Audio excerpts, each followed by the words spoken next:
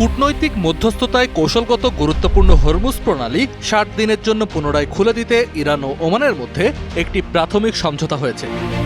আর যুক্তরাষ্ট্র ও ইসরায়েল সহ তাদের মিত্র দেশগুলোকে হরমুজ প্রণালীতে নিষিদ্ধ করার চিন্তা করছে ইরান সরকার। অন্যদিকে সুর নরম করে ইরানের সাথে চলমান যুদ্ধ দ্রুত শেষ হওয়ার আশা প্রকাশ করেছেন মার্কিন প্রেসিডেন্ট ডোনাল্ড ট্রাম্প। তবে একই সময়ে মার্কিন সামরিক বাহিনীতে ক্ষেপণাস্ত্র ও যুদ্ধাস্ত্রের ঘাটতি থাকা তথ্যও প্রকাশ্যে এসেছে।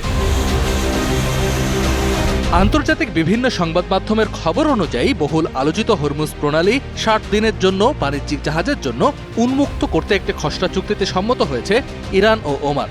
চূড়ান্ত অনুমোদনের জন্য প্রস্তাবটি এখন ইরানের সর্বোচ্চ জাতীয় নিরাপত্তা কাউন্সিলে রয়েছে। চুক্তির খসড়া অনুযায়ী প্রণালীতে প্রবেশের সময় ইরানের উপকূলীয় পথ এবং বের হওয়ার সময় ওমানের কাছের পথ ব্যবহার করবে পণ্যবাহী জাহাজ। এই চলাচলের জন্য কোনো বাড়তি মাশুল নেওয়া হবে না। এই উদ্যোগ সফল হলে যুক্তরাষ্ট্র ও ইরানের মধ্যকার শান্তি স্মারকের সংশ্লিষ্ট ধারাগুলো সচল হতে পারে। এদিকে ওয়াশিংটনে এক সংবাদ সম্মেলনে মার্কিন প্রেসিডেন্ট ডোনাল্ড ট্রাম্প দাবি করেছেন, মধ্যপ্রাচ্যে চলমান যুদ্ধ খুব শিগগিরই শেষ হতে যাচ্ছে। আমার মনে হয় যুদ্ধ খুব শীঘ্রই শেষ হতে যাচ্ছে। ইরান আর বেশি দিন এই পরিস্থিতি টেনে নিতে পারবে না বলে আমি মনে করি। আমরা মধ্যস্থতার আলোচনা নিয়ে কাজ করছি এবং আমার মনে হয় সবকিছু ঠিকঠাকভাবেই এগোচ্ছে।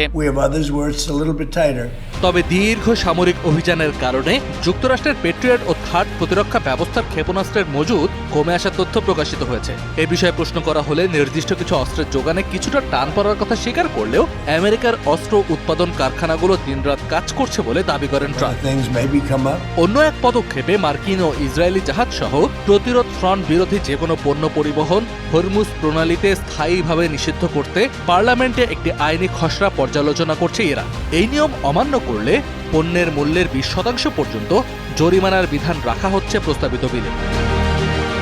দুই দেশের পরোক্ষ আলোচনা চূড়ান্ত পর্যায়ে থাকলেও হরমুজ প্রণালী দিয়ে জাহাজ চলাচল ফের কবে স্বাভাবিক হবে তা চুক্তিটির চূড়ান্ত অনুমোদনের ওপর নির্ভর করছে।